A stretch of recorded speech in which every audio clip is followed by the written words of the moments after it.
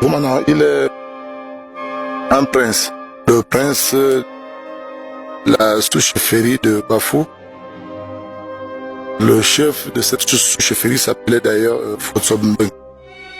Boumana, donc, c'est l'un de ses fils qui a été déçu parce qu'il n'a pas pu succéder à son père. Alors, il a décidé de s'en aller. Et puis, c'est comme ça qu'il est parti de Bafou avec ses compagnons.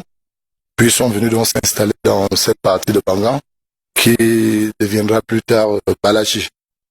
Après leur installation définitive, les Palatués, Boumana et ses compagnons ont trouvé que le territoire cédé à eux par le chef Bangan est si réduit qu'une expansion était nécessaire. Boumana tourne alors son regard vers Babadjou. Non seulement c'est son voisin immédiat, mais aussi redoutable adversaire. Bangan l'avait déjà affronté dans un conflit frontalier. Ils ont entrepris des guerres de conquête pour gagner un peu de terrain sur les voisins. Et en l'occurrence ici, nos voisins Babadjou. Boumana tourne alors son regard vers Babadjou. Non seulement c'est son voisin immédiat, mais aussi redoutable adversaire. Bangan l'avait déjà affronté dans un conflit frontalier. L'initiative de Boumana est donc une aubaine pour le chef Bangan. Mais il a un handicap de taille, l'infériorité numérique. Ils ne sont que 7 face à une population estimée à plus d'1 millier de personnes et Boumana en a confiance. Mais il sait aussi que la véritable victoire consiste à remporter la guerre sans livrer bataille. Peut-être parler de guerre, c'est trop dit puisqu'il n'y a jamais eu d'affrontement.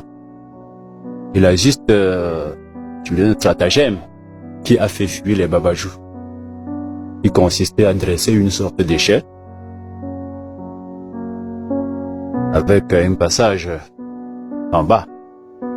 Toute la journée, les Balachis, l'armée de Balachis, si on peut l'appeler ainsi, qui n'avait que 7 personnes.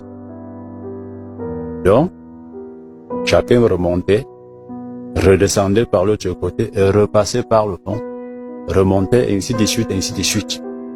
Les Balachis ont donc, les Babadjou ont donc cru que c'était une armée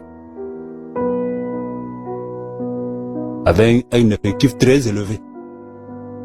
Voilà des gens qui depuis le matin descendent, ils descendent.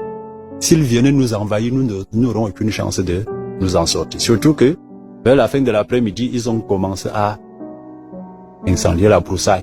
Ils ont mis le feu. Les gens ont donc estimé qu'il y avait un risque énorme. Ils se sont enfuis. Voilà comment les Balachis ont occupé le territoire ainsi abandonné. Tout commence donc par un combat psychologique et s'achève par la terre brûlée. Et le vocabulaire de Babadjou s'enrichit alors d'un nouveau mot, Mbato, qui signifie les brûleurs.